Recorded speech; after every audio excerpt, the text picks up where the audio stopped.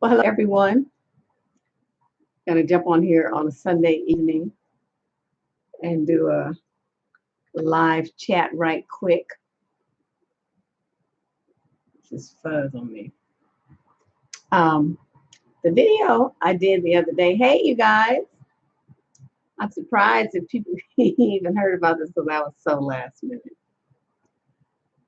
You know, the video I did the other day where we talked about the woman whose son, the 18-year-old son, that she was considering putting out because he didn't want to go to school, he didn't want to get a job, and he didn't want to go to so he just want to sit around the house and play video games. Remember that one?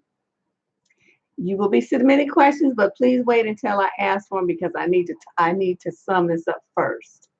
Okay, so when I'm ready, I'll ask for questions and then but so get your question ready, but I need to talk about this first. Um this this action movie I probably need to be. This video brought up so much for so many women. I swear, it's like so many women just went batshit crazy. Hey, favorite, I'm glad you could make it. People probably are kind of resting today. I think the idiot count will be kind of low since it's Sunday. At least that's my hope. But you just never know. Um, seemed to bring up a lot of stuff for people. There were seemed to be two camps. There was the camp of people who were like, yes, they were saying that, whatever was wrong with this kid, it was completely his mother's fault. And these parents don't know what they're doing, and blah, blah, blah, bloop, de bloop. He's, was coddled too much, and this, and that, and all, blah, blah, blah. And then there was the camp where people said, how rude and cruel, and how come black folks always want to kick their kids out at 18? And, that's still a kid, and blah, blah, blah. They need their parents. That's just a baby, all this other stuff. Well, actually, I guess there's three camps. And then there was a camp where it was me. It's like, um, no, she did what she was supposed to do. And at a certain point, our teenagers, especially our teenagers, make a decision about what they want to do as far as what you told them and taught them and how you raised them and all that. And some of them do, they just head in the negative direction and others stay on the path. That's nothing that the parents can be responsible for. So those three camps kind of came out.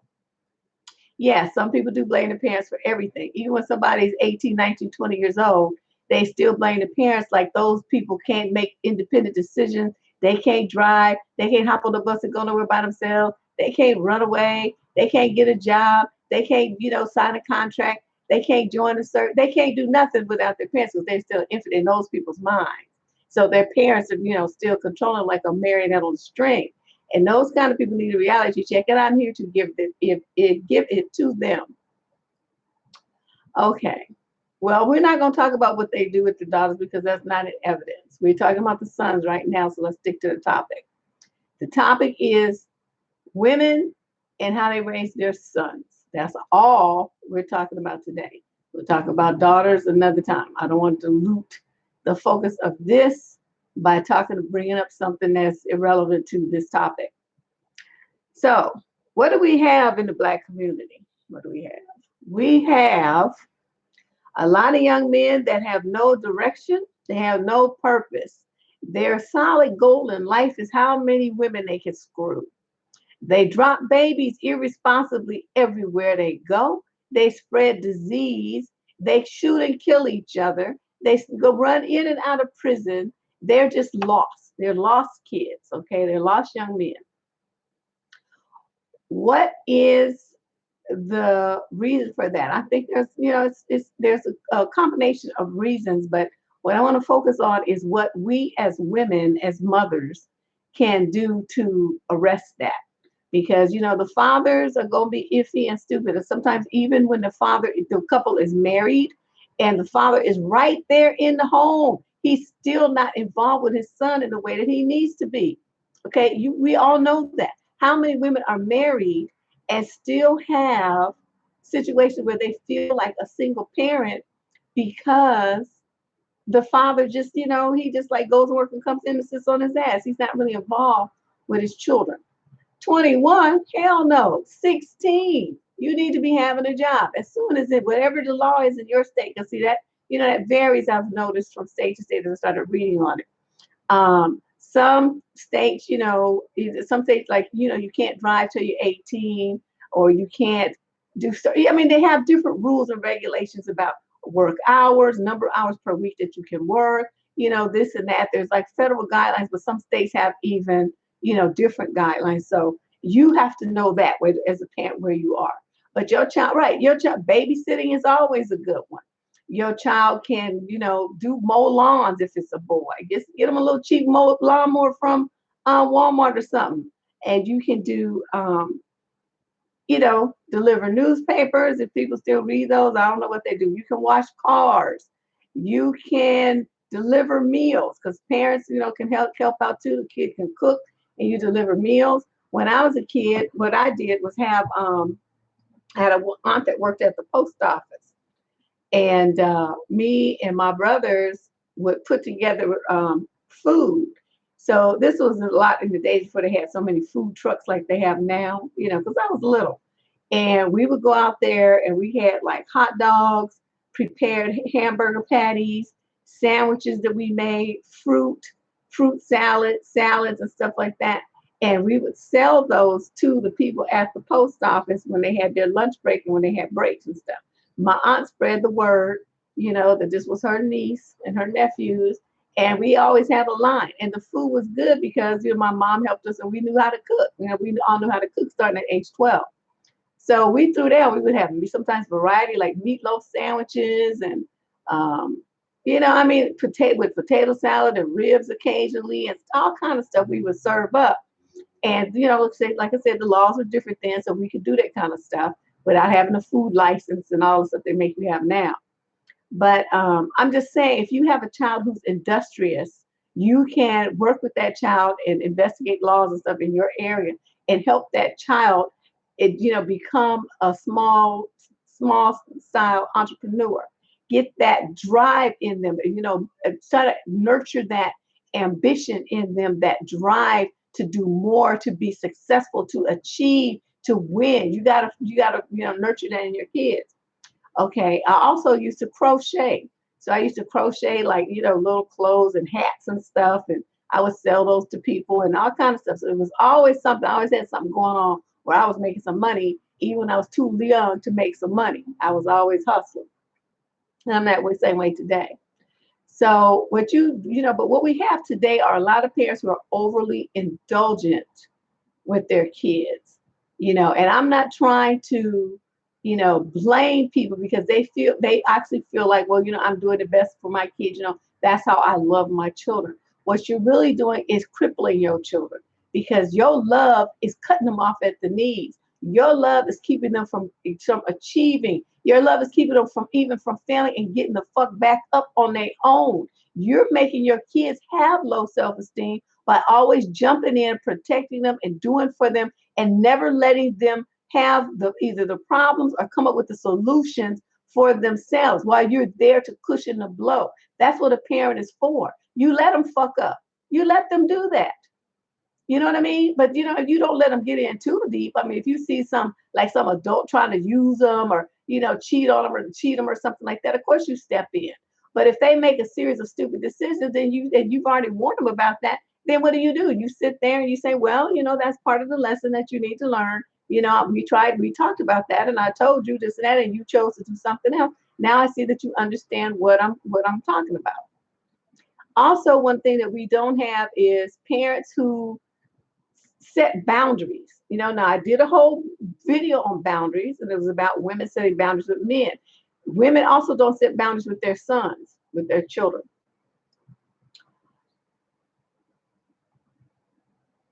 Uh, Somebody says my older brother's 37, still lives with my mama, considering having babies and everything, and he doesn't have a thing. My mother thinks that's cute, and she says, hell no. Yeah, that's I don't know what your mother's thinking about. 37, that motherfucker's on the downstroke to 40 and he's still useless? Oh, hell no. And it's like a lot of parents don't direct their children into work. They sure don't. They don't give them even any chores in the house. Kids need to be contributing to the household. That makes them feel like they belong there. You don't ever want to set up where your children are sitting feeling like you are the servant and they are like the master and you got to do what they say.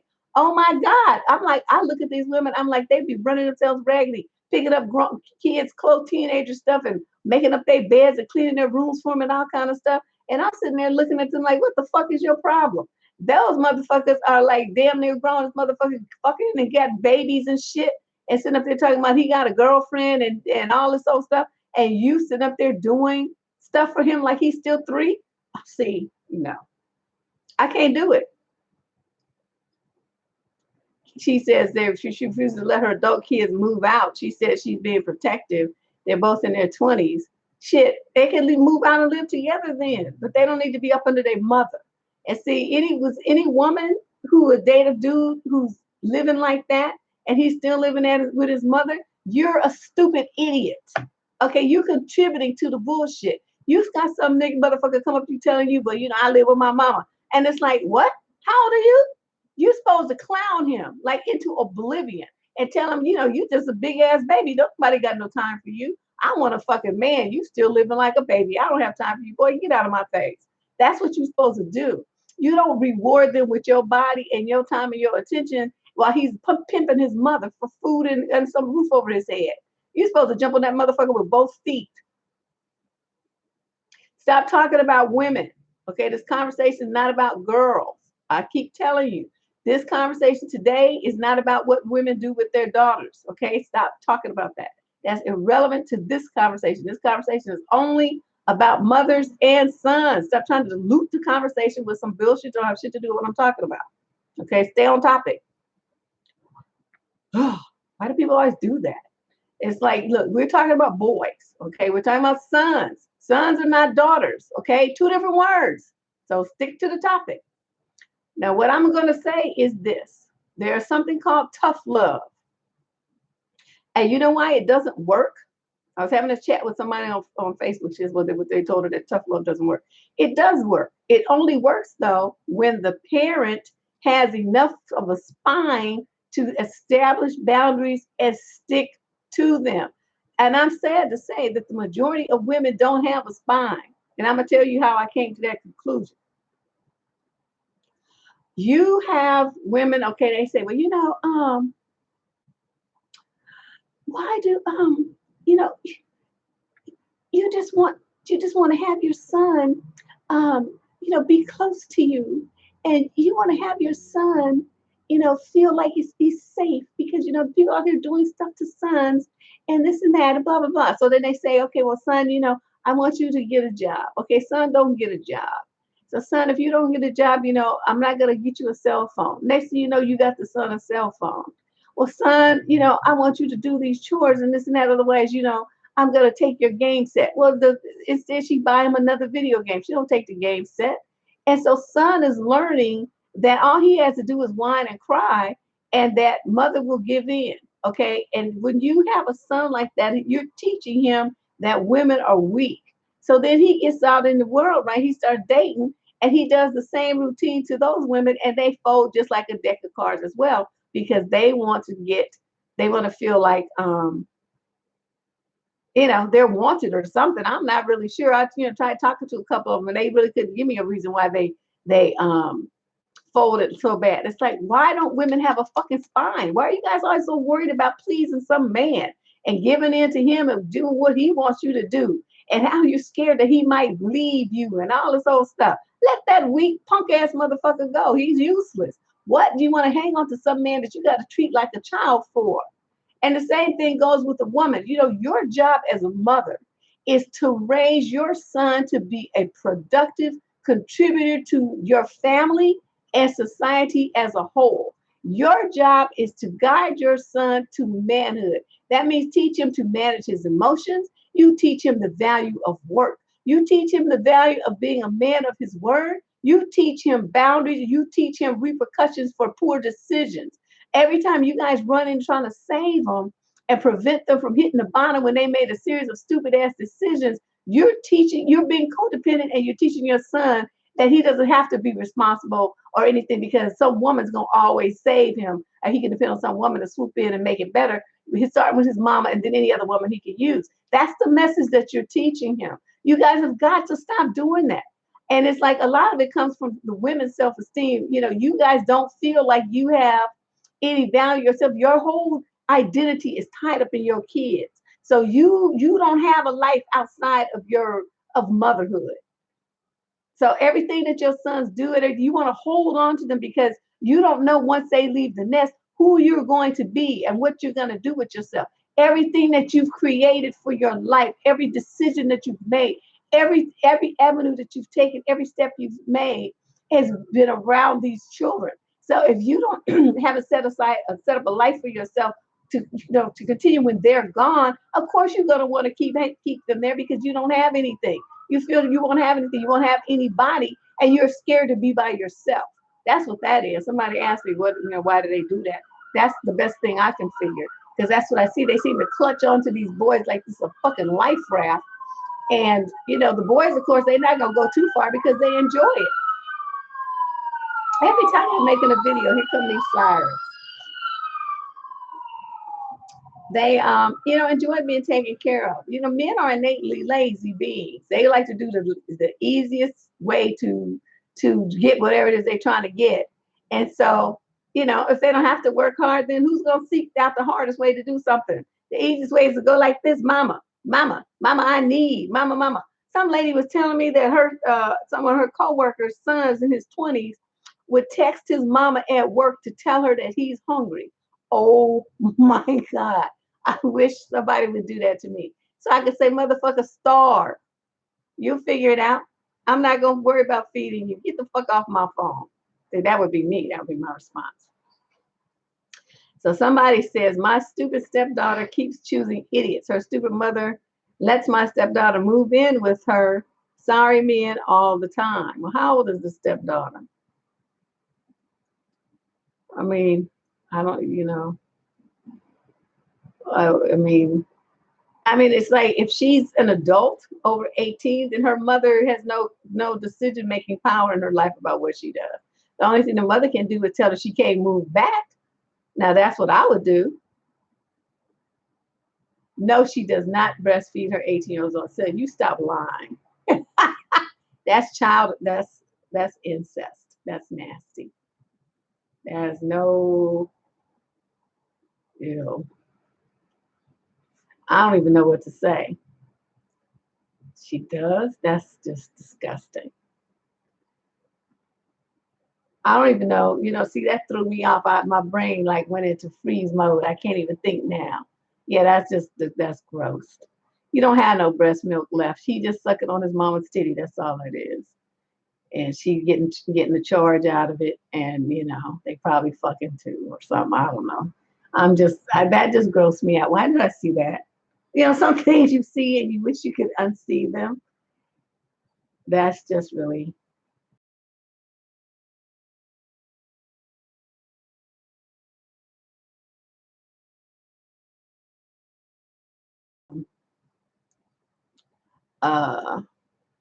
Some study done in the UK about parenting. And, we have a lot of what they call permissive parenting in the Black community and here in the United States. They even have a term for it, like free range parenting. And they also have this new thing. I did a video on it where it's like the trophy mentality where everybody gets a trophy kind of thing. So you don't have to strive for excellence. You don't have to strive for greatness. You don't have to strive to be the best or at the top of the class or the top of anything or get the most home. You don't have to do any of that because you're going to get a trophy anyway just for showing up. And that mentality has contributed to the sense of entitlement that your sons have to the bodies of women. You don't see the connection. If your coach child is in sports or any other thing at school and they want to give your child a trophy that your child has not earned, make them give it back. Say you were not the top of the class, you didn't win anything. Just showing up is not trophy material. Give that shit back. Don't let your kid get a sense of pride for being at the bottom, just being just like nothing. You're letting your kids feel like they're entitled to get rewarded for just being average, just even from the middle to the bottom. So the kid it's really fucked up because the kids who did strive for greatness and did show up at the top and did work hard don't get rewarded for it because everybody's too focused on the loser ass kids, which is your kid, because you didn't really you didn't push your child. You didn't make your child act right. You didn't make your child strive for greatness. Your child should at least been tied for something. Then he would have got a trophy. But your kid just, is a fuck up and still comes home with a trophy. Now I'm going to throw that shit in the garbage can. You don't get a trophy. You don't display that shit with pride like you did something. Fuck no. See, this is the thing. Like, parents make a lot of promises of what they going to do. Women do the same shit to me. And this one, you do this and that. This is what I'm going to do. You going this side. This going to be what happens, this and that. And then as soon as your kid does, or as soon as the man does, you don't really do anything. You don't say shit. So what are you teaching your kids and you're teaching their men is that you don't mean a word you say and that they can do whatever the fuck they want to do. That's the majority of women. There's no repercussions for errant male behavior. I don't know what you guys are so afraid of. So like for instance, you have a son and he comes home and he's supposed to do his homework before he plays a video game. So you walk in there and you see he's playing a video game. What do? Too many parents say, oh, you're supposed to do your homework before you get off the video game. And the boy says, okay, I know. And he keeps playing a video game. Okay. A lot of you just turn around and walk off, or you start cussing or something, but you don't actually do anything. What you're supposed to do is walk into the room, reach in the wall, unplug the console, wrap that cord around the video game, snatch that thing out of his hand, and take it in your room and lock it up. And you say, I told you there will be no video games until you do your homework. So for the next week, you are off. You're not going to play any video games because you didn't do what we agreed to do. So you go in there and do your homework. And then next week, we'll talk about you getting video game access again. But right now, that's a privilege that you've lost because you didn't do what you're supposed to do. You see what I mean? There has to be repercussions. You guys have to have a fucking spine and make your kids, suffer these things. If they don't do what they're supposed to do, and you say, if you don't do blah, blah, blah, blah, I'm going to take your phone. And then you don't take the phone. The kids, my mama be talking shit, but she ain't going to do nothing. And then the kids sitting there right in front of your face where after you made all these threats and just still playing on the phone, I swear I would take that shit and put it on the ground and run over it with my car. And it's like, you're not going to get another one until your nigga ass get a job and buy it your damn self, because I'm not paying for no shit for no little fucker who's going to sit up there and disrespect me like that. It's not going to happen.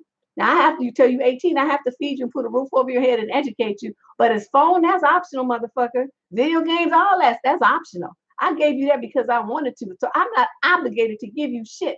And now the phone that I paid for is in pieces. And guess what? That's where it's going to stay.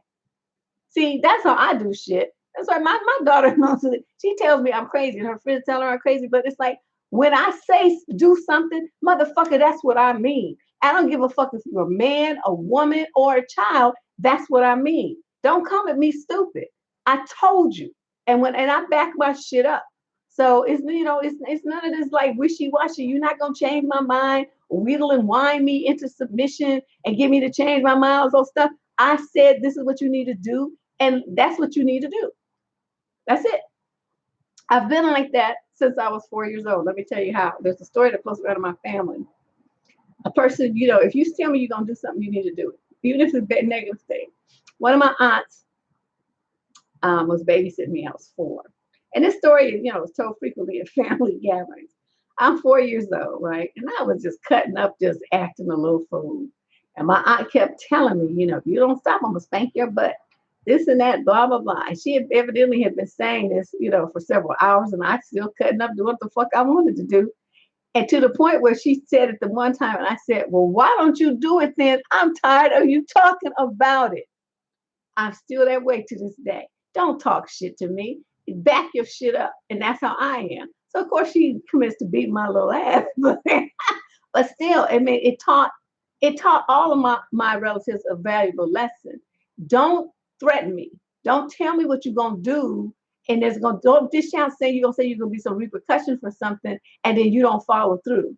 See, they all said later that that was a valuable lesson that they learned. And then when they got older and had their own kids, it was something that they took with them. And they learned that from me when I was 4 years old. So, I'm just saying. Now, a lot of people have problems with these, setting these boundaries and stuff. They say, well, you're bullying your kids. They want to be their kid's friend. You have to understand, kids have friends and kids have parents. You ain't the kid's friend. You will never be their friend.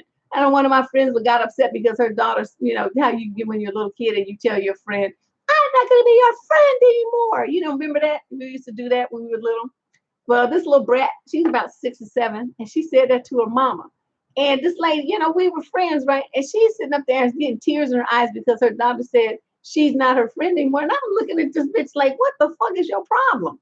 And so I said, are you seriously like crying right now? And she's like, well, that didn't hurt my friends. I said, let me tell you something. You're not here to be your daughter's friend. And that's what you need to tell her. You will never be her friend. You will always be her mother. Now, as an adult, y'all can have a friendly relationship, but there's going to always be a boundary that she cannot cross because you are her mother. There's a certain level of respect that she has to give you because you birthed her ass.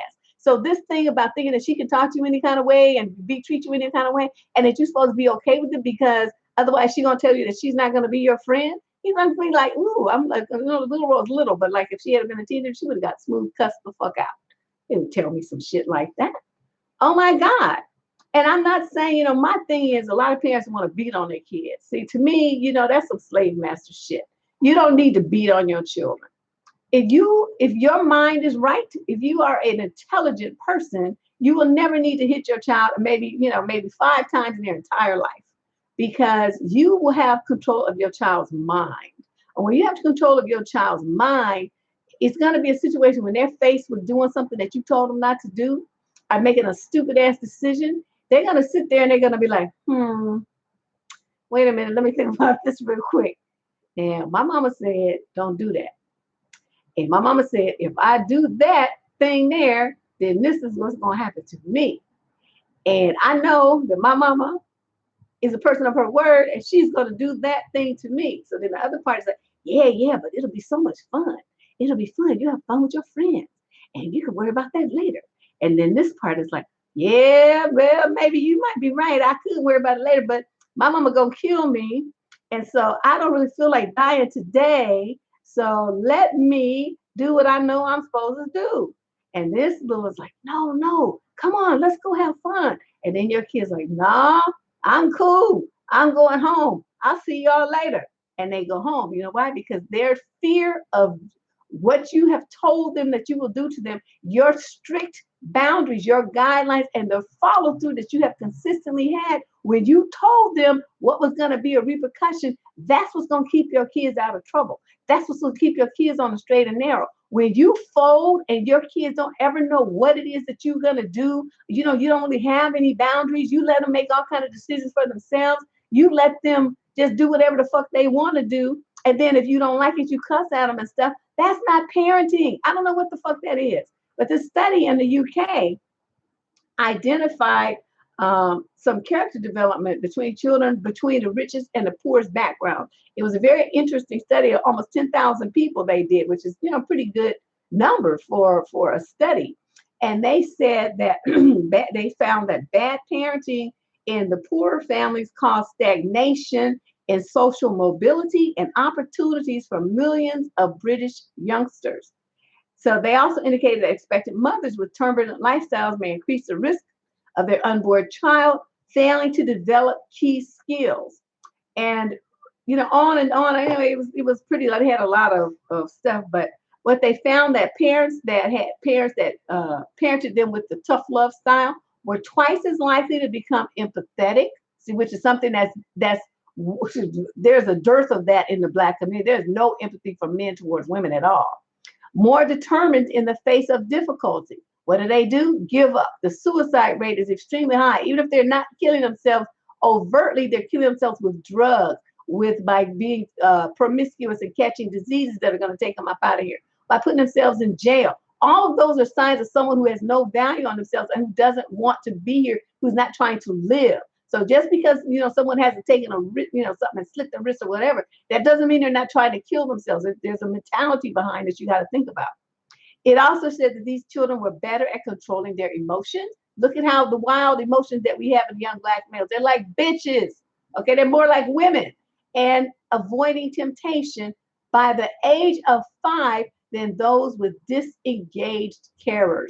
Disengaged means the parents that don't care enough to focus on their children and enforce rules, boundaries, and guidelines. I'm trying to tell you guys the situation, and I'm using that one to try to blame parents, but the disengaged fathers and the overly permissive mothers is just a bomb for these kids. These boys are all kinds of fucked up. And as I'm telling you guys, if you do not have it in you to parent your children the way that you need to, fucking get an abortion. Don't be sitting up there having all these damn kids and you're going to fuck them over. Don't do that. This is like you just set them up to fail. You set them up to go into foster care. You set them to go into prison. The daddy's all off about their business, some useless, stupid piece of shit that you had a baby by that you shouldn't have even been fucking in the first place. And then you have a baby, and then you can't raise the baby because you don't have no money and you don't have no sense yourself. That makes no damn sense. And we have a generation of black boys now destroying themselves and destroying everything in their path because they have no guidance, no sense, no, just nothing. They don't have any kind of guidance and controls in place to get them to manhood the way that they need to be. This is some of the biggest, most fucked up mess I've ever seen. The violence in Chicago every fucking week is just out of control. Magnify that across the country. This is what young black males are doing to themselves and to their communities. We have got to do better. And people say, that's not right. God and the children are blessing, all this old shit here. That's some bullshit. Don't believe that shit. If you are not in position to have some fucking money and not depend on the state or county or whatever else to help you raise your kids, don't fucking have any. Don't do that. Because all them social programs are going away. Then what you going to do? The kids going to end up in foster care. You see the Republicans chipping away at that shit every chance they get. So you thinking you're going to have somebody help you raise some kids? No, it's not you. All you and them kids going to be homeless and all kinds of fucked up. This makes no sense. Children with married parents were twice as likely to show the positive traits than children from lone parent or step-parented families, okay? Because even if you get remarried, that ain't the kid's daddy. That ain't the kid's mama. They're not going to love them exactly the same as their real parent would. At least that's the way that most people think about it. The report also suggests that mothers suffering stress, depression, illness, or drug or alcohol abuse could make their unborn children more vulnerable to bad parental influences. Not only that, you expose them to all kinds of perverts, and then they end up getting molested. The study concludes confident, skillful parents adopting a tough love approach to parenting, balancing warmth with discipline seems to be the most effective in terms of generating these key character capabilities. We want our children to have confidence, and you got to give them consistent discipline and parental attention and love, and then they will have those things. So what does it mean when you say, what did I get ready to say? Shoot, my mind, I lost my train of thought. Warmth, that's it. What is warmth? What is parental warmth considered? That is, make sure that even if your child and you have had a disagreement that day, your kid was a little brat, you cuddle them at night and you talk to them calmly about what they did and how you expect better, how you know how smart they are, how you have such fabulous dreams for them, how you dreamed about how great they would be when you were pregnant with whatever you want to say. And you read them a story and you guys cuddle and hug them and kiss them, have them say their little prayers at night or whatever your bedtime routine is. You kiss them and then you go, that's out the room. So every night when you close with your child, there should be a contact of warmth, okay? Warmth, love, letting them know that you're there for them, that, you have their best interest at heart. That message has to be reaffirmed on a daily basis with your children, especially if you've had conflict where they got in trouble earlier today. They might have some doubts about it. Exactly. You got to make sure that you're not being hostile, and that's what I'm saying, name calling and beating on kids. I'm not a fan of that. I can count on one hand the times I had to spank my daughter. It was just like one whack on her butt because she did something that was dangerous. That was when she got it. One time we was on Market Street, downtown San Francisco, and I'm holding her hand right now. Everybody who knows this area knows how many buses, cable cars, streetcars, trucks, buses, everything is on Market Street. It's like, it's ridiculous. Okay, it's so many. This little brat, I don't know what possessed her. We walking down the street, right, and she lets go of my hand and runs towards the street. And she gonna run in the street. I'm like, what are you doing? What is in the street that you feel like you need to run out there? I never was. She was about 3.5. I ran. Luckily, that's when I, was in shape. Honey, I took off. I got in front of her. I snatched her little butt out, whacked that butt. Said, "What are you doing? You don't ever let go of my hand." And this and that. She was all upset. But see, that's the kind of thing. I said, that is dangerous. You could get, you could die with something like that. Blah, blah, blah, blah, blah, blah, I'm shaking my finger at her like this. And she, whereas I hit by my parents a couple of times. I got a couple of spankings. Mostly it was my brothers.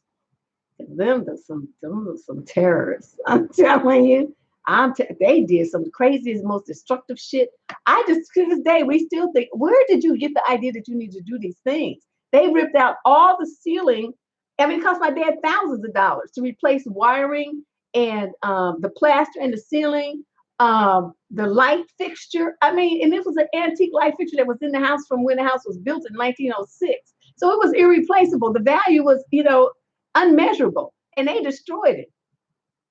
I don't know. I'm telling you, my mother had to make him stop because he was like pounding on them like, God damn fucking rock. But I mean, I'm telling you, it was thousands of dollars worth of damage then. So I don't know how much it would be now. So he never did put another light in there. They had to use lamps. He was like, I'm not replacing all this wiring and stuff. He sheetrocked that up, and they got some lamps, and that was the end of that. It was terrible. He was so angry. So Eddie says, when I got put out of high school, my mom was so upset I had to go on homebound and excelled in college. Well, that's good that you was able to, redeem yourself, because I know she was heated at you. Dude, you couldn't have done that at my house, because they would have found you tied to a post somewhere and with sugar on you and ants eating you alive. My parents, no. It's, that thing where you talking about, the little person, I'm telling you, yes, do it. It'll be fun. No, don't do it. You'll die.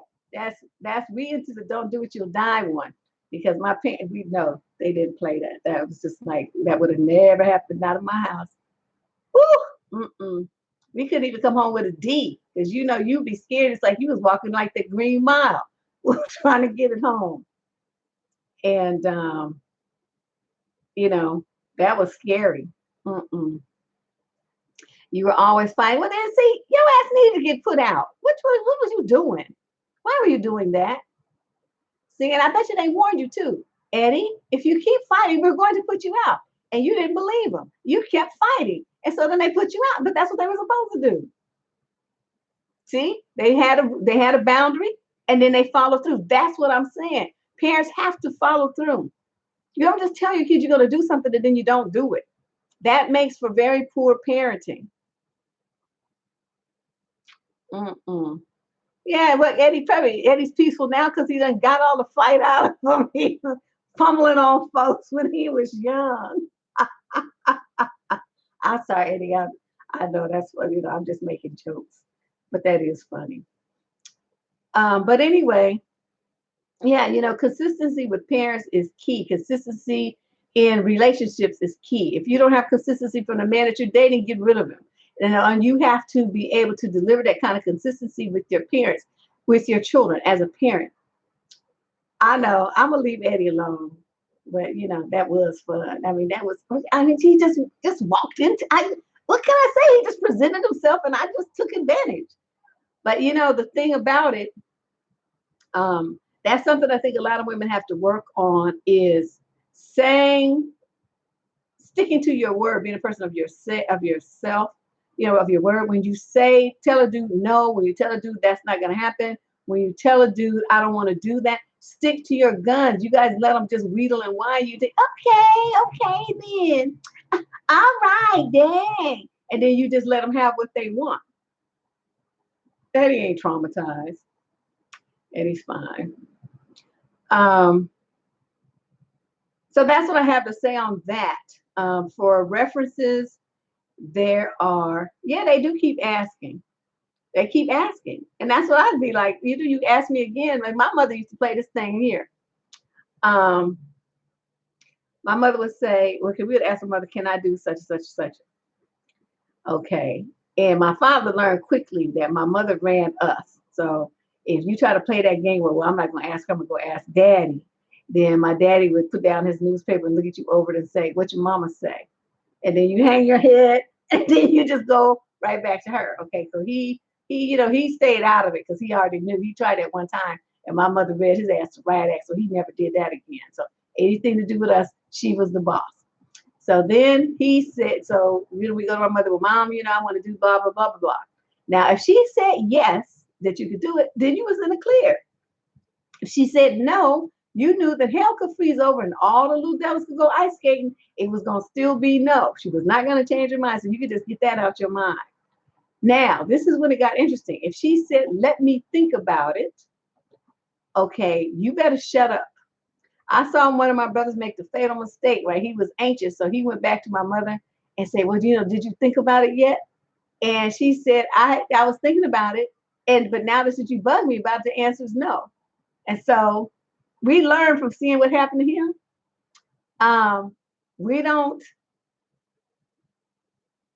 The thin scenes, mama don't play about tag. Okay, I'll put that on there because I haven't put any tags on here yet. So we knew my mother, once we saw that happen to my brother, the rest of us was like, okay, well, if she say, let me think about it, then we just gonna shut up and wait till she answers because she just, that's not gonna work. Stop spamming my chat with your shit. You need want to advertise up in here, motherfucker. You need to pay somebody. Get the fuck out of here. Trying to be slick. First they want to compliment you, then they want to put up an ad. Fuck out of here. I mean, people are so fucking rude. This we talking about what we talking about, and you want to come in and talk some bullshit. Anyway, now that I have finished that, I hope, does anybody have any questions about parenting before we move on? Yeah, my parents ain't Caribbean. My parents are good old Southern stock. And I need, they just didn't play like that. And so, to this day, like when people ask me to do something, if I can do it, I'll say, yeah, I'll do that. If I'm not sure, I'll kind of be like, well, I don't know. I'll get back to you. And then if I say no, and then they want to keep asking me, then you get cussed out. I said no. And this goes for men too. I said no, motherfucker, no. NOKNOW. How you don't understand? No. Do I need to do sign language? I mean, what you want? A smoke signal? No means no. It ain't happening. Go bother somebody else. Kids aren't different these days. The parents are different these days. So the parents are raising these fucked up kids. That's the only difference. Okay, so let's talk. Let me look at some of these questions now. And you guys got some questions and stuff. I'll start looking at them. Okay. Oh, chat disappeared for a second. Hold on. I guess it'll be back. Okay, here we go. How do we teach positive self-talk? Self-esteem comes from, there's a video on the channel about self-esteem that you can look at. But self-esteem for children comes from achievements and success. So if you just give your kids a trophy and you just give your kids certificates and they haven't really done anything, then what the self-esteem that you allegedly building up in them is false. It's not based on anything. It's going to crumble as soon as they get challenged because they have not really been challenged. They have no success record. What happens, how you build up your child's self-esteem is you position them for the things and you guide them to be successful when they're very small. Like say you give them some little puzzles and stuff and you show them how the puzzle works, right? And then you let them do it. And then when they get to do the puzzle themselves, you're like, oh my God, you're so smart. Look how well you did it. This and that. And I'm talking about little kids. This is like a 2-year-old. Say that they do the little puzzles, with the big pieces and stuff, or the babies with the shaped balls. They put the shapes in the ball. These are all things that you acknowledge your child's success. Then as they get older, they'll start drawing pictures. They'll start wanting to help you cook things. They'll want to, put their toys away. Whatever they do, you as a parent, pay attention to them. They're drawing, you may sit with them for 5 minutes and, they're doing their thing. And then you praise them for this was a really interesting design that you made. Tell me what this story is. It costs you 5 minutes of your time. I know we're all busy, but this is the kind of stuff that rewards your child, and it helps build them up. For you to give them that kind of undivided attention while they sit there, maybe you color with them. You know what I mean? I used to like that, tell my daughter how to draw on the outlines and do the whole thing like we used to do old school style. And, whatever talents and abilities your child shows, encourage that. All of these little things, little successes are what builds their self-esteem. But if you're constantly telling them what they can't do, what they're not good at, how they failed and fucked up, well, that's what shatters their self-esteem. It's like anything that they do, nothing they do can please you, nothing that is good enough for you, that will destroy your child. And there's a lot of parents like that. Well, you got a B in trigonometry. Why didn't you get an A? Are you fucking kidding me right now? Trig, and they got a B? God damn it, we need to hold a parade. That's me. But that's the kind of stuff I'm talking about. So you think about that, as a parent, think about opportunities where you maybe, let slide, where you could have said something, hugged your child, called people up and told them about what your child did. I mean, all these things like this come together, let your child hear you brag about them.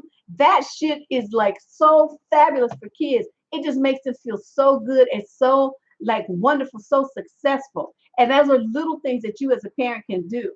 And, of course, you got to match that with, with checking them when they do something they shouldn't be doing. That's part of the parcel of it as well. Yeah, never allow your kids to try anything. Oh, and teaching your kids fear. Oh my God. Oh, I don't know about all that. I'm scared of that. That's something that a lot of Black women say. I'm scared of that. Stop being so fucking scared of every goddamn thing. That gets on my nerves. When I hear people say that, I just want to choke the shit out of them. You just like, what are you? I mean, really? I don't want to try that. I'm scared. That could be dog. That could be this, that. And they say this kind of shit to their, around their children, so that you're teaching your children to be stupid. That's what you're teaching them. If you don't want to try it, you say, well, I want to learn, I want to try new things. That's how you learn. That's how you learn about new cultures. You learn how to have new experiences. That's what you do. And that's what you teach your children. So, because if you teach them to only do what they know, that's also how people teach racism. So you're teaching this limited thinking to your children based on your own fears. You fucking your kids up. They're never going to want to do nothing to go nowhere because they're scared of it, because that's what you taught them. Yeah, if they fail, they fail. That's what we let kids try shit while they're little and whether with you, so that if they do fail, you'd be like, well, okay, well, we found a way that won't work. But what are we going to do next? You know what I mean? You don't stay focused on it. You want your children to become resilient so that they understand, okay, well, I can try it. And they're not so wrapped up in the result. They're wrapped up in reaching the point of success. No matter how many times they fail on their way to it, they're going to keep going. They're going to keep getting up, and they're going to keep trying. That's resiliency. And a lot of men don't have that. Black men don't have that at all. They just, well, I may as well not even try because, ain't nobody going to let me do that. The white man, well, blah, blah. It's always some excuse. Okay, let me look at some of these questions. Let me scroll back. Oh my God, why does the chat keep jumping? Okay, let me scroll up and something. Is there any advantage? Okay, wait, what does it mean when a man invites you back to his place on the first date? Is that a hoe test? Absolutely. Don't ever do that. You might be on the news. That would be dumb. He just, not only is a hoe test, he's just a hoe. He's just trying to see if you won, but yeah, don't do that. And really, if a man, that's his way of, approaching you for a date, I would say get rid of him, actually, because that's so disrespectful. Where's the date part? You just wanted somebody to be next to your mattress, motherfucker? No, get out of here. Don't do that. That's so ultimately disrespectful. Is there any advantage to marriage if you don't plan on having children? I don't want my would-be husband to get anything if God forbid I died first, but I don't know who I could will my stuff to. Girl, will it to a charity. Adopt a kid. There's all kind of options here. Your favorite thing, United Negro College Fund or something. I mean, you know what I mean? Help some kids I mean, I don't know if you like a big baller, just set up your own foundation. But other than that, set up a scholarship within something. If you're in a sorority, set up a scholarship fund within your sorority. If connected, you want to give to like some, American Heart Association. Well, no, I wouldn't give to those people. I would do something like some educational fund, or even, to foster care organization or something. I would do something like that. All right, let's see. I'm scrolling down. Parents are the number one dream killers. I believe it. They have to mess up to get it right. Exactly. When does bitch ass parenting begin? At what age? Shit. By the time the kid is they still in diapers and bitch ass parenting starts. Parents, because I used to watch the kids in my mother's daycare. Okay, little babies that couldn't even walk yet. Okay, they would go to my mother. My mother, this little lady, she's like 5'1", but she was hell. Okay, so she had this daycare center at the house, right? And our house was huge, so she had a license for 12, and she had a helper. And the yard was fixed. I mean, it was very, very nice, very high class, shit. And so these little kids, right? She had like the little toys on the shelves and everything. And so the little kids would pull the toys off and they want to play with the toys. And so people thought that she was going to be bending around there, putting all them things back. She was like, oh, no, no, no. Everybody, before we start have lunch, all these toys must be picked up and put away. And then she would walk down the hall. The little motherfuckers would be scrambling to put stuff away. Even the babies, they would pick up a block and they would crawl over. You know how babies sit on their haunches? They lean back like that. And they would put the little toy, then they would crawl off and they would get another one, come back, sit on their little haunches and put the toy. Everybody put toys away. Okay. Because it's like and they all loved it because it was like it's their environment. Okay. They were responsible for keeping it clean. And so then she would come in and say, oh, you guys, you cleaned up your playroom so nicely. So everyone, let's come down here. Let's wash our hands and let's have lunch. And so the little kids be all happy because they, were proud because they cleaned up their space. And she acknowledged how good of a job they did. See, so they had pride. They felt good about what they had just done. See, that's very important. And then they would, walk down there and the older kids would, would pick up the baby or they would hold the little toddler's hand. They, all of that, and they go down the hall because we had a Victorian, the hallways were long. So they go down the hall, and they walking down there. No, you don't bribe a kid with anything to clean up. That's a mistake. Don't bribe your children. They have to do this because of an innate sense of this. That's the right thing to do. If you start bribing them when they're little, then you have to bribe them their whole lives. And they're never going to do anything because it's the right thing to do. They're going to always be looking for somebody to give them something for them to do it. Don't set that. That's a pattern that you don't want to set. And you're right. I still see that when women like, well, come on, Johnny.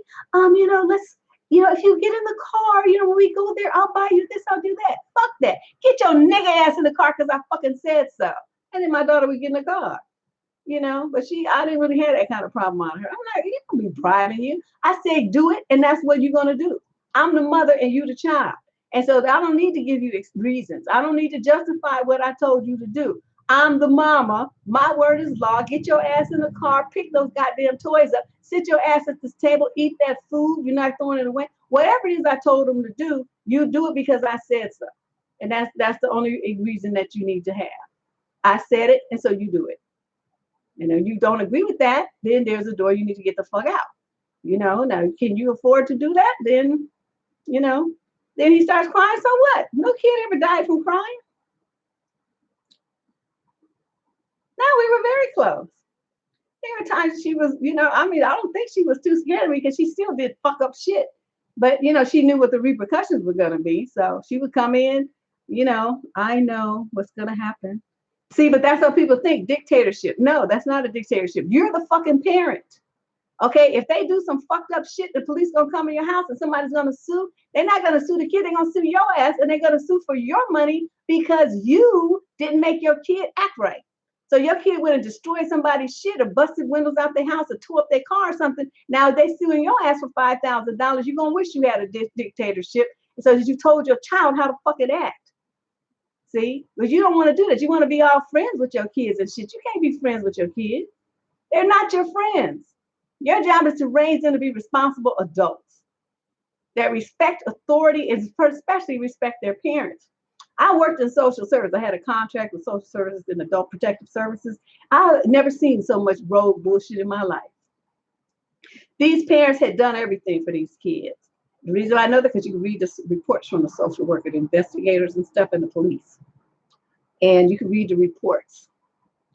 And I'm telling you, these sons were no good. They was beating their mothers, taking their money, tossing them out of their wheelchairs on the floor, beating them. I mean, not changing their little diapers and stuff that they were supposed to be doing.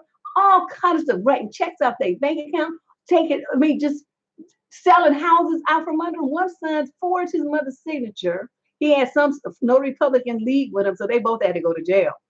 And sold the mama's house out from under her and put the mother in some like home way in the fucking boonies where she didn't know anybody. The woman was lonely and depressed and everything. All her friends and everybody was down here and nobody knew where she was. So the police, had to get involved. They had to do an investigation. And once the report came to APS, the public guardian went in there. They shut down within hours, the bank accounts was tied. She was shut down.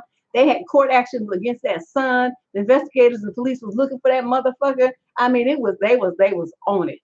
But it was too late. They couldn't get the lady's house back, because the son did all spent the money and everything. But they got, what was left, and his ass went to prison. So there you go.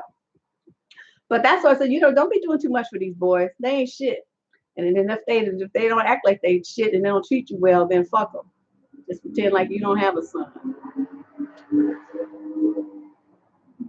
One of the elementary schools I went to was full of badass kids. A kindergarten got suspended because he hit his teacher.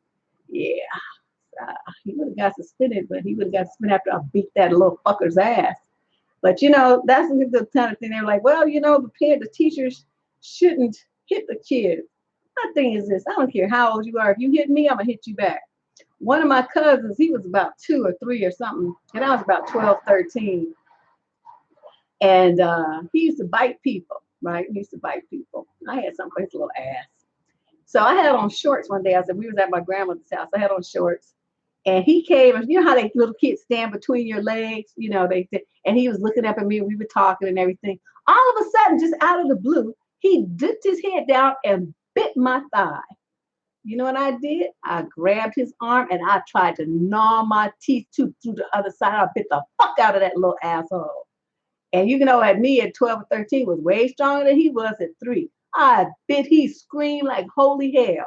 So here come my aunt running in there talking about, oh my God, you hurt him. I said, look at what he did to me. It's like she wasn't concerned about me. Me and this aunt had drama later too when I was adult. But he bit me. And so I bit him back. And she was all upset. But I see, you know what? He never bit nobody again after that. That cured this little motherfucker. Thank you, Sharmella. Thank you very much.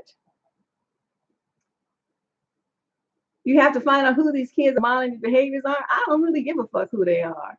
All I know is they're not going to treat me like that. Yes, Eddie, I did see it all. I'm telling you, kids are trifling. That's why you have to put up boundaries. Your favorite, you know what? Nobody ever died from hearing no. You got to say no. Practice it. Did I make a video about that? Anyway, I made an article about it or something. I did a whole presentation one time about saying no to a girls group some years ago.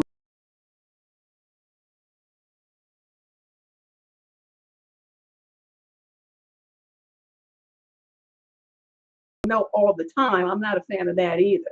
But you can rephrase it. Like, so your kid says, well, why am I so mean? Why did I hit him back? My cousin, I bit him back. I didn't hit him. I bit him. He bit me and I bit him back. Because he needed to learn, little fucker. He's going around. He had bit about 10 different people in the family. And so everybody was just, complaining about it, but nobody did anything about it. And I was waiting for his little monkey ass to bite me. I tried to gnaw his, I tried to act like my ass was a beaver. I bit him so hard. Girl, you can't do that. You can't do that, favorite. See, you teaching him, see, he's gonna be doing that on other women, and that's gonna be all bad. And your son gonna grow up and be a pimp, and you're gonna be sitting up there like, um, what did I raise? Don't do that. Why was he biting people? Because he was a fucking brat. He liked it. He liked hearing people scream, I guess. I don't know. Mm-mm. I don't really know why he did. I just know that he didn't do it no more. I don't know if they told him to stop.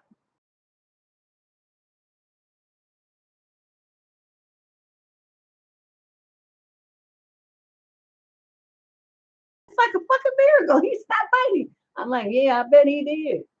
Because every time I saw him, now I wasn't gonna slap him. I gave him what he gave me because I had already planned it. I was waiting for him to bite me, and that was the day that he decided to do it. He never touched me up until then. He was everybody else, but he never bit me. But that was the day he made that fatal mistake, and I was like I was Fred Flintstone having a brontosaurus burger or something. I'm telling you, that's like everybody in my family's like, oh my gosh, she is just too much. And that same cousin, when he was a little older, now that I think about it, it's the same cousin. He was fucking with me one day, and by then I'm about 16, 17 or something. He was fucking with me, and you know how they had those metal garbage cans, with the metal top. Now they have plastic ones, but at the time, everything was metal. It was tin or steel or whatever it was. He did something to me, pushed me or did something. I turned like this because the garbage can was over here. I picked that top up and I kabonged his ass on the head with it. You know so many blood vessels in your scalp. Blood was spraying everywhere. It looked like a horror movie. I was kind of scared, really, because I didn't realize it was going to be that much blood. It was like, book, book, shooting out like that. Same auntie comes flying out. You hurt him, this and that. I'm like, what you want? He shouldn't have been touching me then. I tried to brain that little fucker. But, it's like after that, I don't know why he kept trying me. But after that, it was like, Cousin Deb, all the little male cousins. Hi, Cousin Deb. Hi, Cousin Deb. Respect Cousin Deb. I don't know where that fucker is. I don't keep up with him. I don't know. I don't know, but I'm telling you, I don't play, and that's like I said, this kind of thing. I'm like that with all men. Now I'm related to you. I'm gonna fuck you up if you do anything to me. I'm dating you. I'm gonna fuck you up. I'm married to you. I'm gonna fuck you up. If you don't do anything that's going to hurt me, anytime you want to touch me, it better feel good. I better be going, ooh, that feels good. But anytime I say ouch or I wince or I move away from you or anything.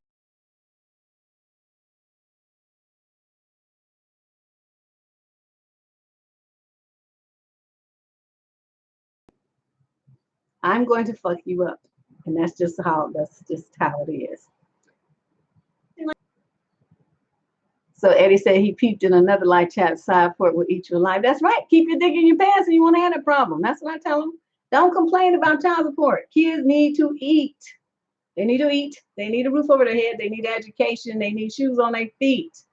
They need clothes on their back. So, you unasked that money. You had that 10 minutes of fun. Now you're on the hook for 18 years. That's nobody's fault but yours. You should have strapped up. And if you didn't want to have a baby by somebody that you want to call a trifling hoe, then you shouldn't have been fucking her. Okay? Why are you fucking trifling hoes? See, that's your fault. So anything that they say about it, I just flip it around and make it be their fault. It's like you should have had your shit together then.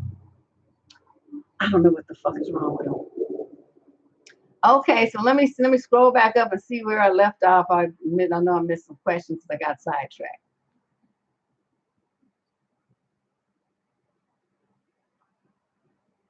I would hit kids back and got in trouble. Oh, I wouldn't give a fuck. That's some good trouble to be in then. Somebody says, my son used to steal and set fires. He was around 8. Nothing I did stopped him, so I started setting his favorite items on fire. He stopped after I said the second thing he loves on fire. There you go. See, Tiff, that's what I'm talking about. And this is literally fight fire with fire. That's what I'm saying. See, kids sometimes, it's like they can't relate. You got to give them exactly what they dish out. And they see their favorite shit up in flames. Oh no, my God, mama, what is this? I'm telling you, yeah, literally fight fire with fire. That's good. I approve of this method. Those little suckers. But see, a lot of mothers wouldn't do that because they're like, oh, my precious angel. No, I don't want to burn his things. Shit. He lucky I wouldn't burn him too. No, trifling niggas will go after anybody. That's not really true. There's a lot of times, see, she said trifling niggas attract trifling hoes. That's not true. What they do is they will intentionally go after women who are not trifling. You know why? They want to break them. I have a whole video about that up here. I try to tell you guys.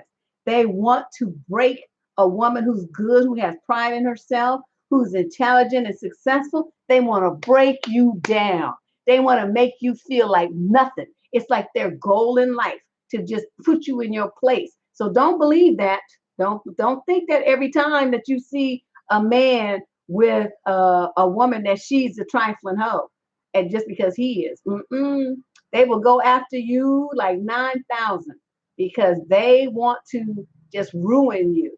It's like they have some demonic, and I'm not even into that religious stuff, but it's something about it. It's like they intentionally go after what is good and happy and successful to make it miserable, broken, depressed, sad, and everything. They don't want you to be happy. They don't want you to be joyful. They don't want you to be successful. Nothing. They just want to tear you into pieces, and then it makes them feel positively defined as a man.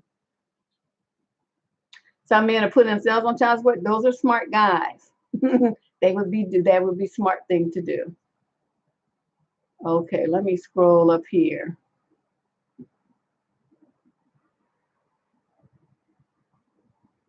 Yeah, a little setting fires and stuff. Okay, let's see.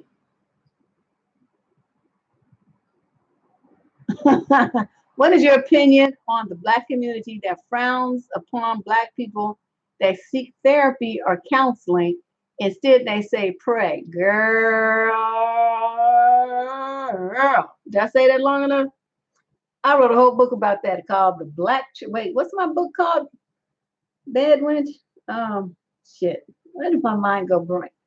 Oh, The Black Church, where women pray, P-R-A-Y, and men pray, P-R-E-Y. That's the title of the book. It's available on Amazon or some other places. But basically, in that book, I broke that down.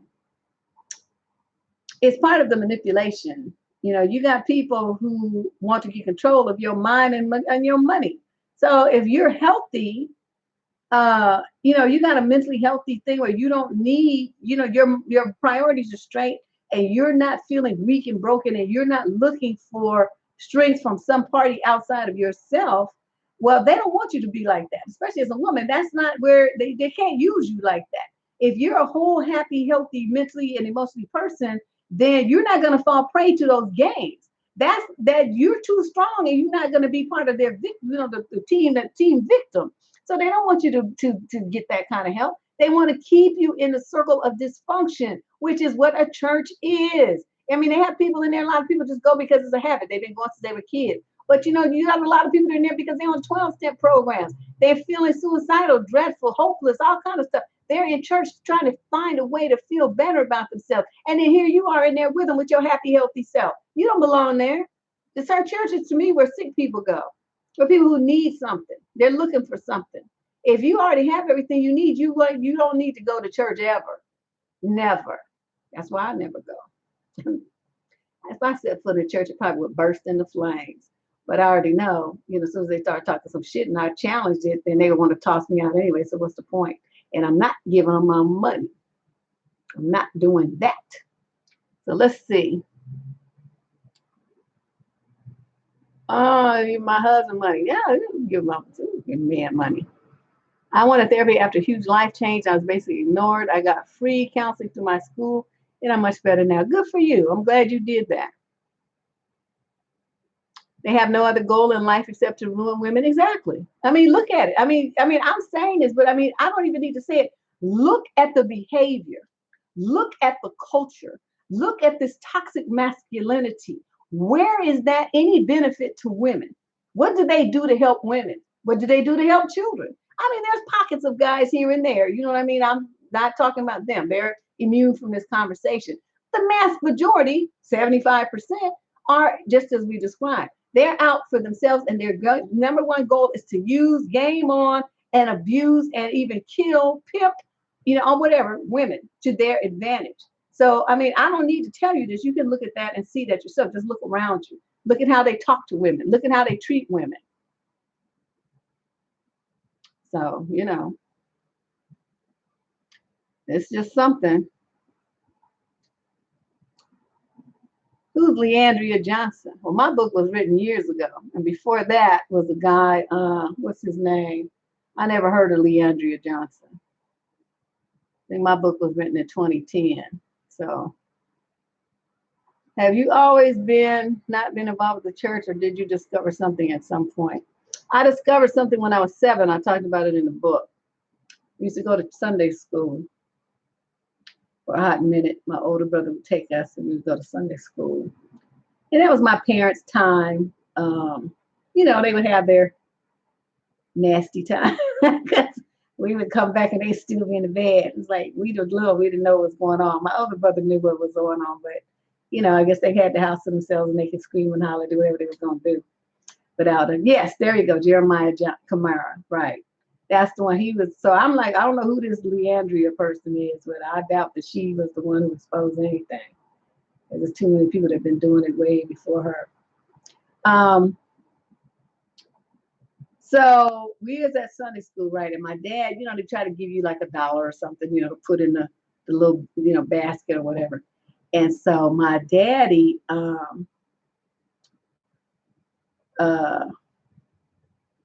he didn't have any change, so he gave me a 20. So he says, well, he didn't give it to me. He gave it to me in my hand because I was the one that got it from him, but I had to give it to my older brother. And then he said, to put in $1 for each of us. So that would be $4. And then to tell them, to bring his change back. Okay. So we were supposed to come back with $16. So we, are sitting in the Sunday school's over. So we sitting in the church and they had a little service and whatnot. And this lady comes by they had this basket thing on this long handle. So she's passing it, down. And then of course they have to pass it back. And so, my brother puts it in. He says, it's $1 for each, of us. And, I need $16 back. And the woman refused to do it. So he was here and I was here. And my other two, but, so he put the 20 in. He tells her that, and she didn't do it. So she's passing the thing down, trying to get past us. And when it got to me, I snatched the $20 bill back out. And then my brother said, let's go. And so we got up and all 4 of us ran out to church, and I've never been in church ever since, except to go to a wedding or something like that, funeral. But to sit there for a service, that was some bullshit, okay? And then everything I got everything I heard after that from people, it was like, why do people even go to church? And I think a lot of it has to go with, they feel like they're going there because they need hope. They need hope. God doesn't make change. Well, that's why God didn't get no $20. Because see, this is the thing. This is an example of what I'm talking about. My concern, and all of us really, because when she said that, we all looked at each other because we knew you let us come home without that 20, that change, and my father was gonna be up there and blow that fucking church up. Okay, this nigga was crazy. Okay, so it's like we knew not to come home without his money. So we already knew that. We knew that. So there was no way that they was keeping that man's money. That was not gonna happen. See, this one, remember? Now we seeing like, okay, if we come home without this money, daddy's gonna go ballistic, and then he gonna be over here in this pickup truck going to move the fuck off on these people and cussing everybody out and dynamiting this church tonight. So we're like, okay, this easiest thing is just to go and get this $20 bill back out. As soon as I did it, my brother he was holding my hand. I was holding my other brothers. He was holding his hand, and he pulled, and we all got up and we all left up out of there. And that was that. So, yeah. I don't see, I just have never seen it because everybody who I see who's a big church goer, they have a lot of confused emotions. And a lot of them that I've met, the ones who be there the most, have some real like anger, hate and stuff going on. I don't know. They need some therapy. And yeah, we did that chain, honey. We got the fuck up out of there. People need hope. They need like to dream of times being better, a better day, better opportunity, something. And I just really see no need for it. And I really feel like a lot of the single women who go to church, if y'all pooled your money, then both give your money to these pastors so they can drive around in an Excalibur and a Porsche and shit, and you taking the bus to church. Instead, why don't you guys pool your money and invest your money? You could invest in a money market fund. You don't have to really know anything about stocks and investments, and you could track your money that way. And and you guys could like set up, nest eggs for your children and stuff with the money instead of tithing to the church, tithe to yourself. That's what I advocated in my book. I also talked about the child molesters that be up in church. So a $50 to her church every Sunday. Just imagine how much money she could have over the years if she did that, put that money in her account. I'm not giving the church a goddamn thing, not a red cent, not a penny.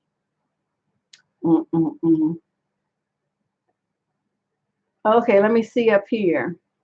Yeah, use your money to better yourself. Are the pastors tithing? No, they ain't going for that.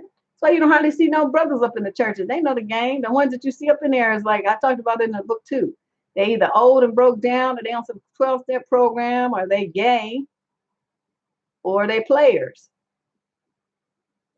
No, I'm not a Christian. I'm an atheist and a proud one. I don't believe in none of that bullshit.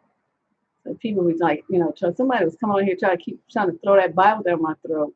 And I'm like, I'm like all for people doing what the fuck they want to do. I don't really doubt anybody's religious choice. You do you.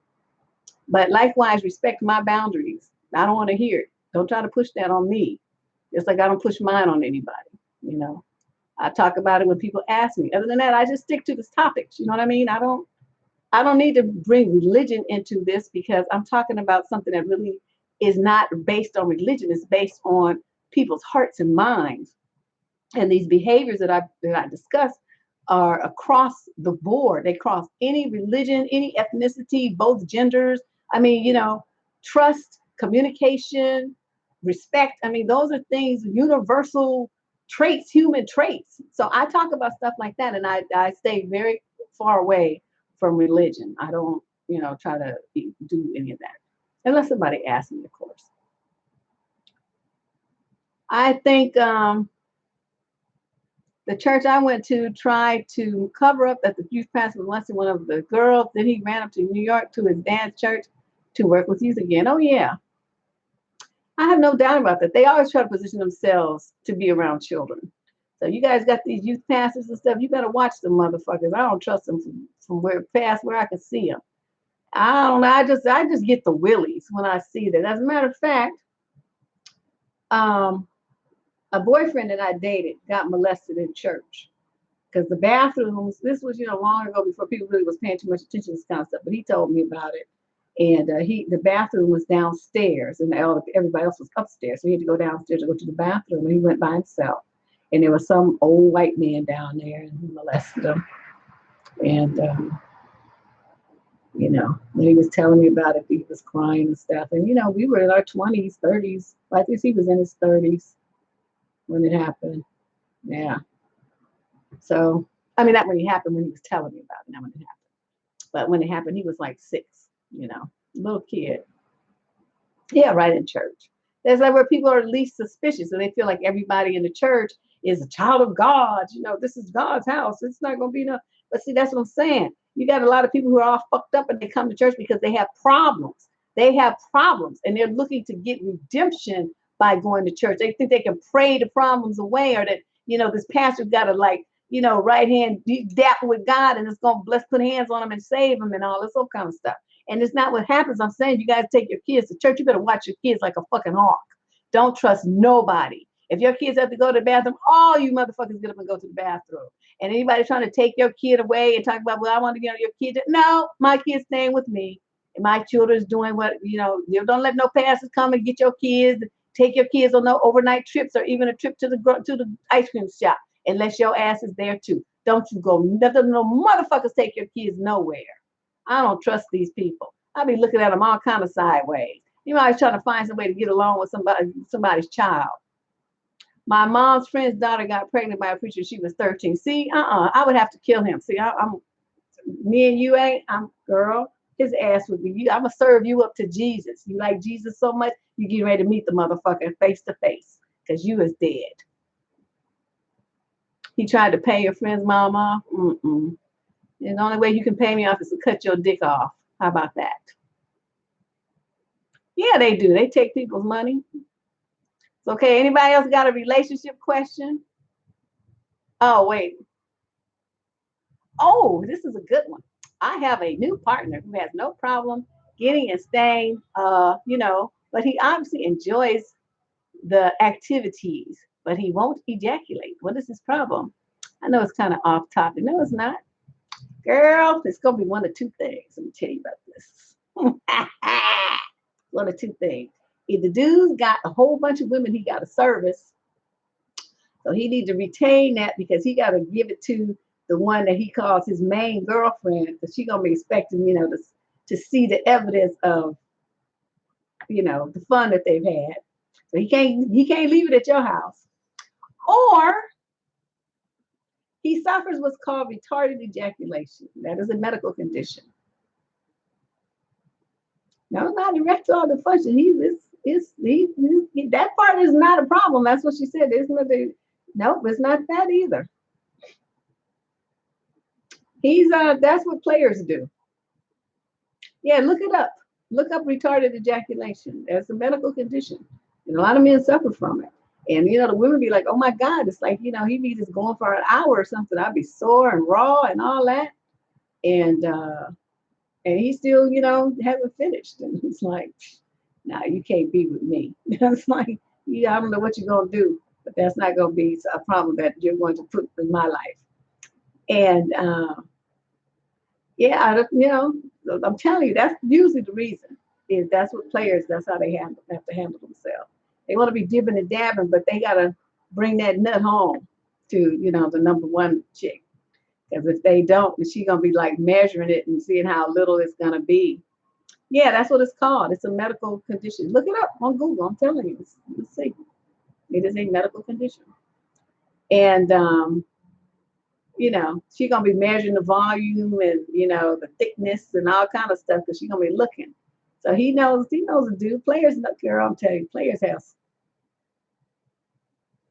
they go through great pains to hide their shenanigans.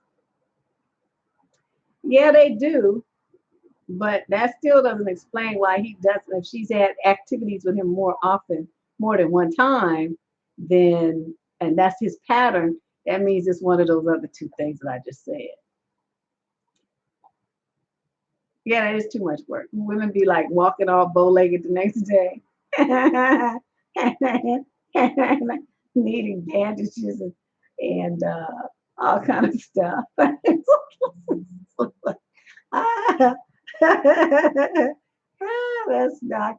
can't. Yeah, this kind of stuff you get around with women and you talk about this kind of stuff.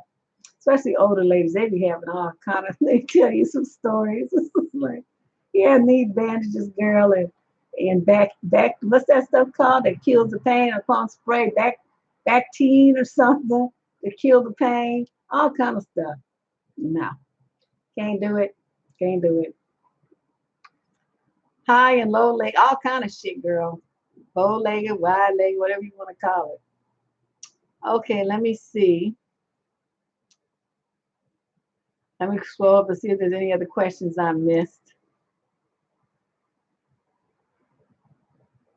Another creep in the daycare. Yeah, see, men don't belong around children, either because they're molesting them or they're going to hurt them. You know, they don't know their own strength. They don't have patience with little kids. And little kids they get on your fucking nerves. So, I mean, even as a woman, I can't be around them too long because they get on my nerves. You know, when I was younger, I could do that. I don't know what kind of grandmother I would be. I would probably be an asshole. The kids would be like, I don't want to go to Granny's house because she's mean. I ain't like, little motherfucker, sit down. Move too much. Let me see. I'm scrolling up to see if I missed something.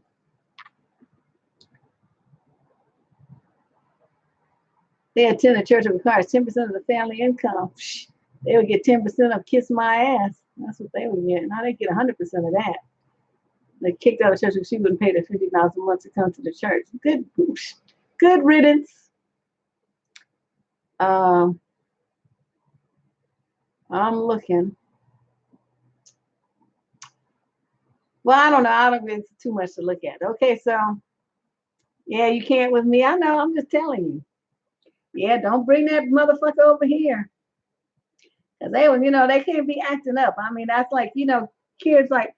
What I noticed about my mother was my daughter. This is like, okay, maybe the stories I tell you about how my mother was just so, like by the book. Okay, my daughter, she just let her get away with murder. Not murder really, but she let her get away with a lot more stuff than she did me. And so, and then one day I was like correcting my daughter. Wait, I have to hear who my mother talking about. Oh, that's all right. You don't have to say that. She's just a baby. I'm looking at her like, who are you?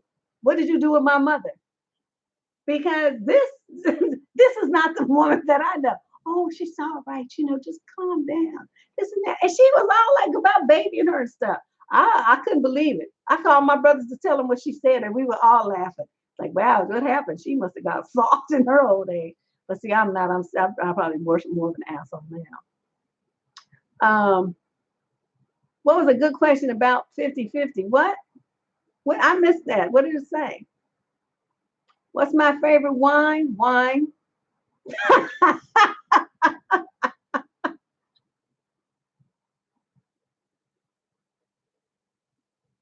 Yeah, they got a sauce for. Yeah, she got that. She did. Ooh, she used to take my daughter to Disneyland.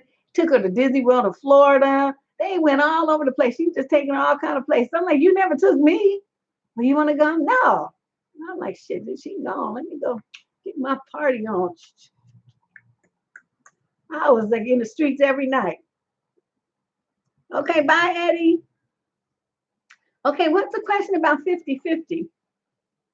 I should answer that so we don't not here for no 2 hours, everybody.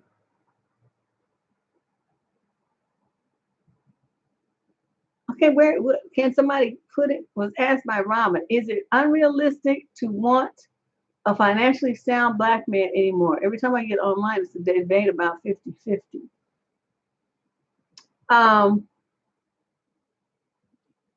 No, if it's 50-50, where is relationship 50-50?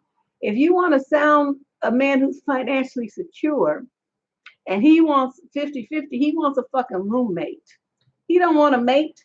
He wants a roommate because, the first thing they want to do is slam you with this stuff about, I want a submissive woman. You got to submit to my leadership. It says shit straight out of the Bible, right? Okay, well, you in the Bible, you were following that script then, motherfucker. You're supposed to be taking care of your wife. You're supposed to be honoring her and, doing all this other stuff. So it's like if you want 50-50, that means your ass is broke. You're a bum and you don't want any responsibility for a woman. You just want to have somebody that's paying half so it's easy on you and you get all the booty that you want. That's what you're looking for, that kind of setup. And any woman who will fall for that is dumb. Okay? Don't do that. If he can't take care of you and any future children that you have, then he's a bum and just let him go and be with somebody who's dumb and stupid who wants to contribute 50% to marriage. Because, what I talked about the other day is what women do, what I call the sweat equity. He ain't going to be washing all the clothes and bathing all the kids and doing all the daycare runs and doing all the dishwashing and cleaning out the refrigerator and cleaning out the cabinets and doing dusting, vacuuming, shampooing carpets. Well, he might help with that. You know what I mean? Men don't do that kind of stuff on the regular. They don't clean the taps. They piss all the toilets. They don't even clean that. Okay, so you're doing all of that, all this child rearing and going back to school and homework checking and all this stuff, helping with the school projects and all this stuff. They don't be doing a goddamn thing. And then have the nerve to talk about so you got to go to work 8 hours a day, just like him, and then do all this other shit when you get home. So that's another 6 to 7 hours of work. And then he wants you to still pay half of the bills. No, motherfucker, pay me by the hour for all this shit I'm doing in this house. How about that? You paying me to be a chauffeur, a tutor, a nanny, and a housekeeper, and a cook. Pay that. And let's see how much that amounts to. Right, send give his ass a bill and just let him, deal with that. That's what I quickly had to do with one of my friends. I helped her do that with her husband because he was talking about 50% shit. And when she told him how much what she was doing was worth, he shut up. He was making more money than her. He was making like 3 times as much as her as an engineer, and sitting up there talking about pay half. I'm like, this motherfucker is too ridiculously cheap. He's homeless now. Good. That's where he belongs.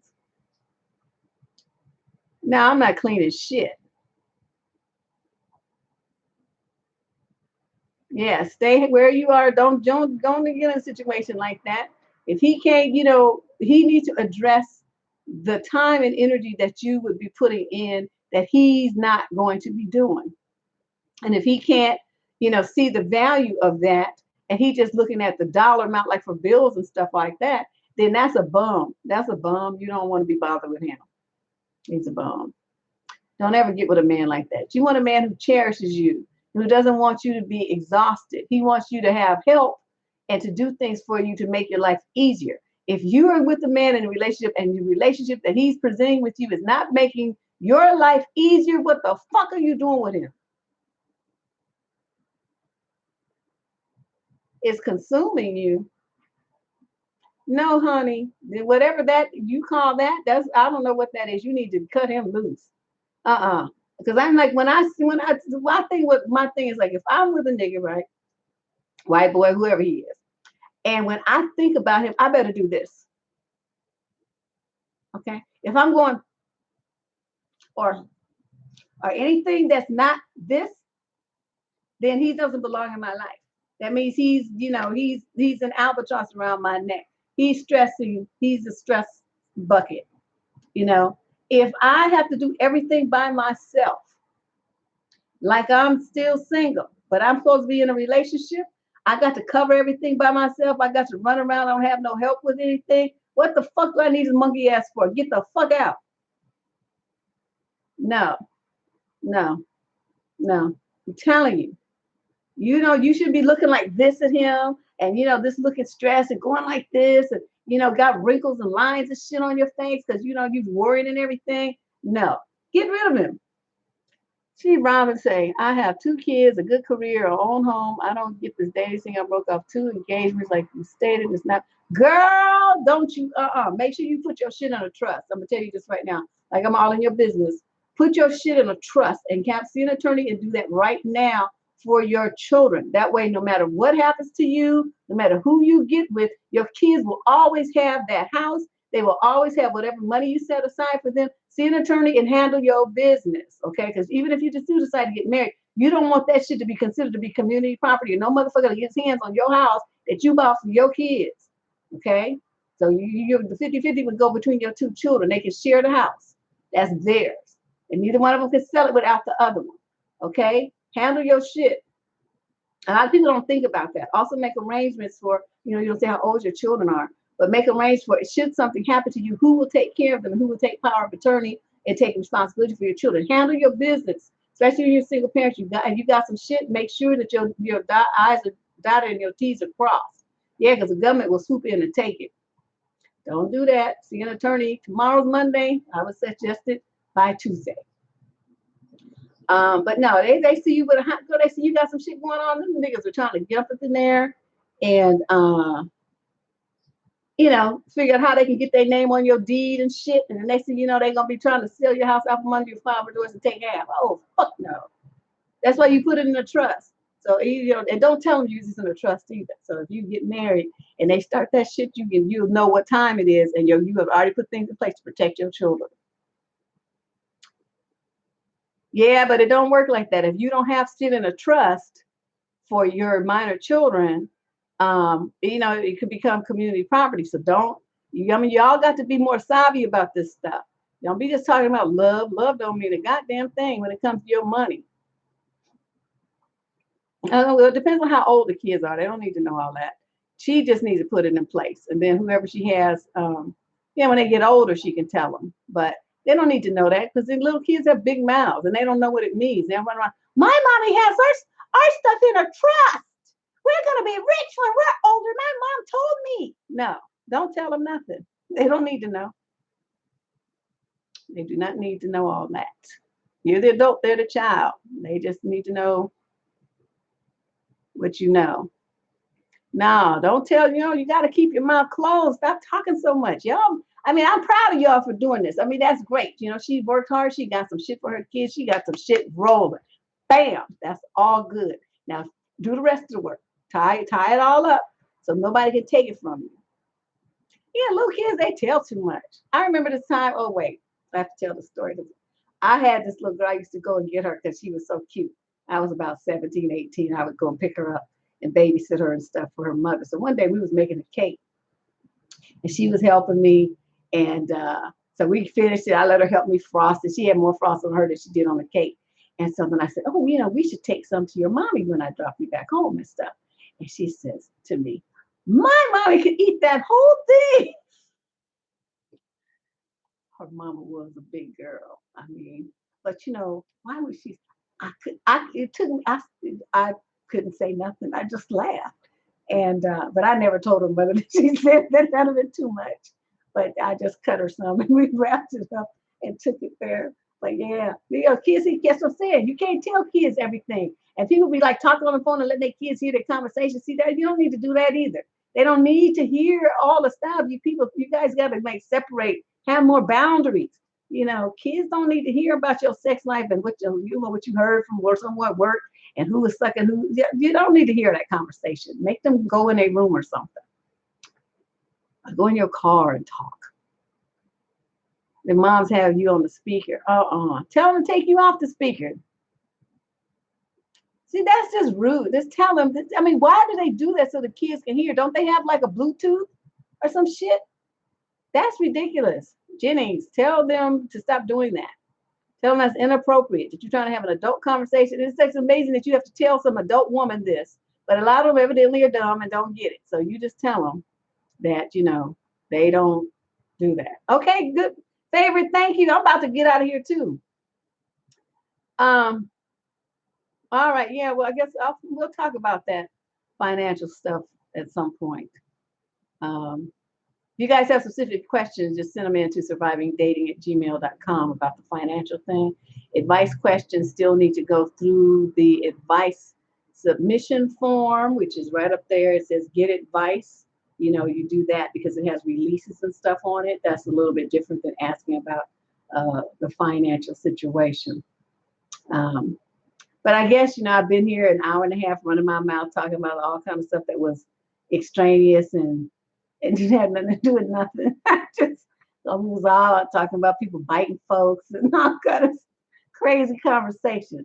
But there was a good time as usual. I changed, for you so I changed. We're not gonna be here on Wednesdays anymore. I said, okay, Tuesday and Wednesday, that's too much. I can't do 2 days in a row.